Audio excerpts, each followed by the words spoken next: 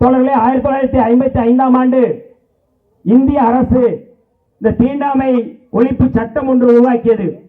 அந்த சட்டத்தின் அடிப்படையில் தான் நம்முடைய புத்தகங்களில் கூட தீண்டாமை ஒரு பாவ செயல் என்று போடுகிறார்கள். ஆனால் அதற்கு பிறகு அந்த சட்டத்தின் அடிப்படையில் அதற்கு பிறகு 1976 பிசிஆர் ஆக்ட் கொண்டு வரப்பட்டது. அந்த சட்டத்திலே தாழ்த்தப்பட்டோருக்கு மட்டும்தான் பாதிக்கப்பட்டார்கள் அவர்களுக்கான பாதிப்பை நிவர்த்தி செய்ய முடியும் என்கின்ற அந்த பிசிஆர் ஆக்ட் இருந்தது. பழங்குடி சமுதாயத்திற்கு இல்லை. ஆனால் மரியாதைக்குரிய ஐயா இளைய பெருமாள் அவருடைய தலைமையில ஒன்றிய அரசு அன்றைக்கு இருந்த காங்கிரஸ் அரசு நியமித்த குழுவின் அடிப்படையில் 1989 தாழ்த்தப்பட்டோர் வன்கொடுமை தடுப்பு சட்டம் உருவாக்கப்பட்டது. அதற்கு பிறகுதான் அது 1995 நடைமுறைப்படுத்தப்பட்டது. அந்த சட்டம் குறித்து காவல்துறைக்கும் எந்த புரிதலும் இல்லை.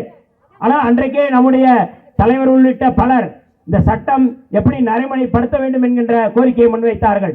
அதற்கு பிறகுதான் அந்த சட்டம் திருத்தப்பட்டு 2015 தாழ்த்தப்பட்டோர் வன்கொடுமை தடுப்பு சட்டம் உருவாக்கப்பட்டது.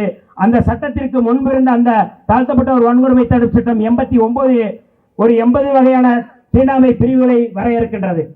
ஆனால் இந்த 2015 திருத்தப்பட்ட சட்டத்தின் அடிப்படையில் அது 1000க்கும் மேற்பட்ட தீண்டாமை கொடுமைகளை வகைப்படுத்துகின்றது. இது முழுக்க முழுக்க தாழ்த்தப்பட்டோருடைய வன்கொடுமைகளை சரி செய்வதற்கு, அதை எதிர்ப்பதற்கு, அதை பாதிப்பிலிருந்து விடுபடுவதற்காக உருவாக்கப்பட்ட சட்டம். அந்த சட்டம் அதற்கும் நாம் கேட்கக்கூடிய இந்த சாதி ஆணவ படுகொலைகளை தடுத்து நிறுத்துவதற்கான அந்த சட்டத்திற்கும் ரெண்டுக்கு வேறுபாடு இருக்கின்றது. இந்த சட்டத்தில் முழுக்க வெறும் தலித்துகள் மட்டும் பாதிக்கப்படவில்லை. நம்முடைய தலைவர் எழுச்சி தமிழர் அவர்கள் இப்பொழுது முழக்கமிடும் பொழுது அதை சொன்னார்கள். தாழ்த்தப்பட்டோருக்குள்ளேயும் இந்த சாதி ஆணவ படுகொலை நடக்கின்றன. பிற்படுத்தப்பட்ட சமுதாயத்திற்குள்ள இருக்கின்றது. சமீபத்திலே கோவில்பட்டி பக்கத்திலே கழுகுமலையிலே ஒரு பறையர் சமுதாயத்தைச் சேர்ந்த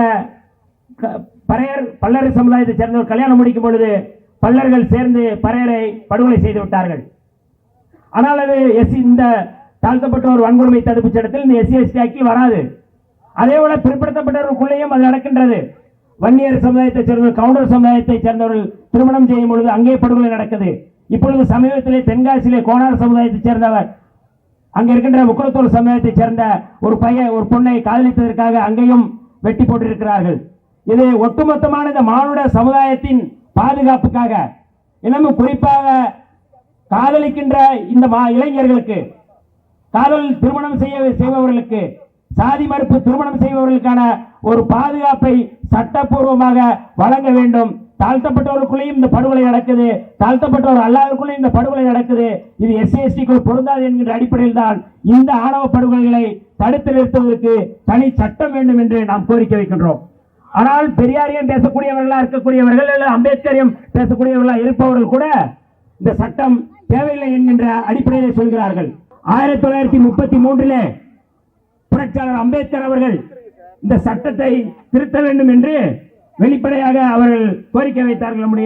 நம்முடைய புரட்சியாளர் அம்பேத்கர் அவர்கள் அவர் சொல்லும்போது சொல்கிறார்கள், ஒரே ஒரு செய்தியை மட்டும் சொல்லுகிறேன். புரட்சியாளர் அம்பேத்கருடைய அந்த கோரிக்கையிலே மிக முக்கியமானது, வெளிப்படையாக அவர் சொல்கிறார்கள், இந்த சட்டம் நீக்கப்பட வேண்டும். அம்பேத்கர் சொன்னது 1933 அவர் சொல்கிறார்கள். அவர் வெளிப்படையாக சொன்ன அந்த கருத்திலே, இந்திய அமைச்சர் அவர்களே, குற்றப்பரம்பினர் எனப்படுபவரின் கொடூர நிலையை எண்ணி பார்க்க வேண்டுகின்றேன். குற்றப்பரம்பினர் நாட்டு மக்களிடையே சிதறி கிடக்கின்றனர். மும்பையில் எனக்கு ஏற்பட்ட அனுபவத்திலிருந்து பேசுகின்றேன். இவர்கள் இன்றைக்கு மிக மோசமான நிலையில் இருக்கிறார்கள். இந்த சட்டத்தை நீக்கம் செய்ய வேண்டும் என்று புரட்சியாளர் அம்பேத்கர் அவர்கள் அன்றைக்கு பேசியதன் விளைவுதான் 1947 ஜூன் 5ஆம் தேதி அன்றைக்கு சென்னை மாகாணத்துடைய உள்துறை அமைச்சராக இருந்த சுப்பராயன் என்கின்ற அந்த நீதி கட்சியினுடைய தலைவர்கள் ஒருவர் சொல்லும் பொழுது சொல்கிறார்கள், இந்த சட்டம் நீக்கப்படுகின்றது, இன்றிலிருந்து நீக்கப்படுகிறது. இந்த சட்டம் நீக்கப்படுவதற்கு காரணம் புரட்சியாளர் அம்பேத்கர் அவர்கள் சொன்ன கருத்துதான் காரணம் என்று அன்றைக்கு 1947 சொல்கிறார்கள். சுதந்திரத்திற்கு முன்பு தோழர்களே, இந்த சட்டம் நீக்கப்படுவதற்கு இன்றைக்கு குற்றப்பரம்பரையை சேர்ந்த கள்ளர், மறவர், அகமுடையாரை சேர்ந்த அந்த சமூகத்தினர் இன்றைக்கு குற்றப்பரம்பரையிலிருந்து வெளியேறுவதற்கு காரணம் புரட்சியாளர் அம்பேத்கர் அவர்கள். ஆனால் அப்படிப்பட்ட சமூகத்தை நீங்கள் எதிரியாக பார்த்து இப்படியான படுகொலைகளை செய்வது கண்டு வேதனை கொள்கின்றோம். அதான் இன்றைக்கு இருக்கின்ற பிரச்சனை. ஆகவேதான் நாங்கள் மீண்டும் சொல்கின்றோம், புரட்சியாளர் அம்பேத்கர் வழியிலே இன்றைக்கு சாதி ஒழிப்பை முன்னிறுத்துகின்ற, தந்தை பெரியார் வழியிலே சாதி ஒழிப்பை முன்னிறுத்துகின்ற நம்முடைய மகத்தான தலைவர் எழுச்சி தமிழர் தொல்காப்பியன் திருமாவளவன் அவர்கள் தலைமையிலே இன்றைக்கு சாதி ஆணவ படுகொலைகளை தடுத்து நிறுத்துவதற்கான சட்டம் இயற்ற தமிழ்நாடு அரசையும் இந்திய ஒன்றிய அரசையும் நாம் கேட்கின்றோம். டெல்லியிலும் நாடாளுமன்றத்திலும் நம்முடைய தலைவர் அவர்கள் அந்த கோரிக்கையை முன்வைத்தார்கள். மக்கள் மன்றத்தில் இந்த கோரிக்கையை முன்வைக்கின்றோம். கட்டாயம் இந்த சட்டம் கொண்டு வரப்பட வேண்டும். அதுவரை விடுதலை சிறுத்தைகள் நம்முடைய தலைவர் தலைமையிலே போராடுவோம் என்று சொல்லி வாய்ப்புக்கு நன்றி கூறி விடைபெறுகிறேன். நன்றி, வணக்கம்.